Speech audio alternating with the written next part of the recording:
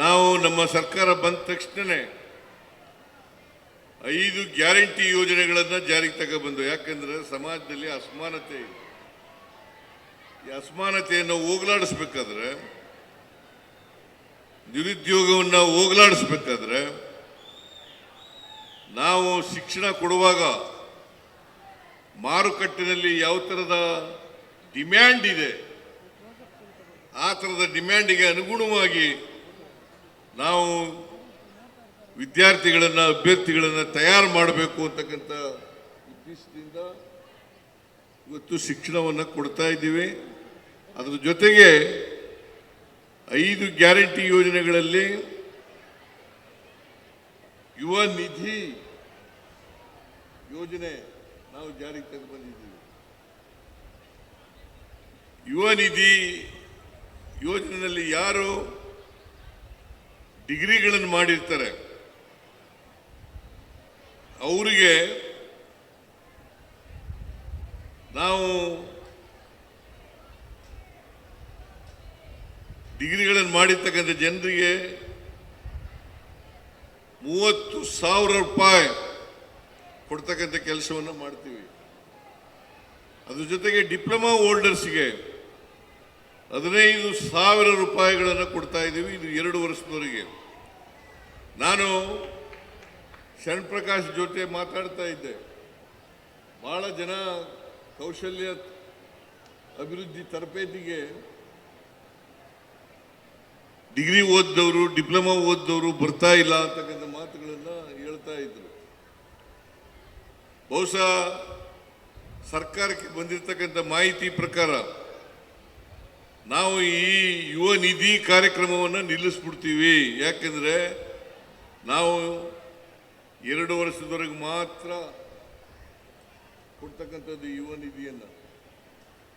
2 ವರ್ಷದ ನಂತರ ಮತ್ತೆ ಬೇರೆಯವರು ಕೊಡ್ತೀವಿ.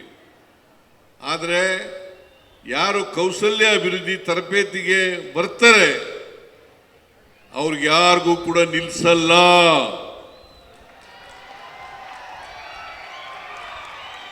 ಮತ್ತೊಮ್ಮೆ ಸ್ಪಷ್ಟಪಡಿಸಲಿಕ್ಕೆ ಬಯಸ್ತಾ ಇದ್ದೇನೆ. ಏನಾದ್ರು ನಿಮಗೆ ತಪ್ಪು ಮಾಹಿತಿ ಇದ್ರೆ, ತಪ್ಪು ತಿಳುವಳಿಕೆ ಇದ್ರೆ, ಕೌಶಲ್ಯ ತರಬೇತಿಗೆ ಹೋದ್ರೆ ನಮಗೆ ಯುವ ನಿಧಿನಲ್ಲಿ ಬರ್ತಕ್ಕಂಥ ಅನುದಾನ ನಿಂತೋಗ್ತದೆ. ಅದು ಸುಳ್ಳು. 2 ವರ್ಷ ನಾವು ಕೊಟ್ಟೇ ಕೊಡ್ತೀವಿ. ನೀವು ತರಬೇತಿ ಪಡ್ಕೊಳ್ತಕ್ಕಂಥ ಕೆಲಸವನ್ನು ಮಾಡಲೇಬೇಕು. ಯಾಕೆ ತರಬೇತಿ ಮಾಡ್ತೀವಿ ಅಂತಂದ್ರೆ, ತರಬೇತಿಯನ್ನು ಯಾಕೆ ಕೊಡ್ತಾ ಇದ್ದೀವಿ ಅಂತಂದ್ರೆ, ಕೌಶಲ್ಯ ತರಬೇತಿಯನ್ನು ಯಾಕೆ ಕೊಡ್ತೀವಿ ಅಂತಂದ್ರೆ ಅವ್ರಿಗೆ ಉದ್ಯೋಗ ಸಿಗಲಿ ಅನ್ನೋ ಕಾರಣಕ್ಕೋಸ್ಕರ ಕೊಡ್ತಾ ಇದ್ದೀವಿ ಹೊರತು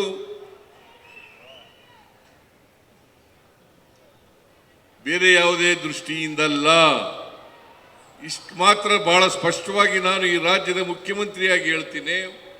ಬಹುಶಃ ಶರಣ್ ಪ್ರಕಾಶ್ ಕೂಡ ಹೇಳಿರಬೇಕು ಇದನ್ನ.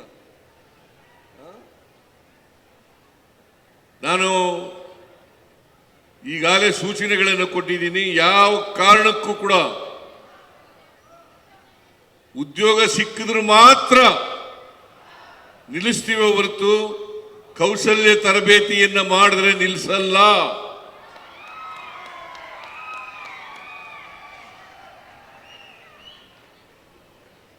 ಆದ್ದರಿಂದ ನೀವು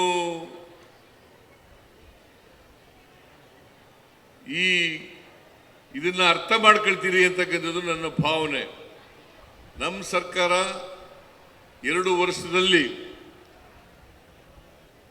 ಯುವ ನಿಧಿಯನ್ನೂ ಕೊಡ್ತೀವಿ, ತರಬೇತಿಯನ್ನೂ ಕೊಡುತ್ತೇವೆ.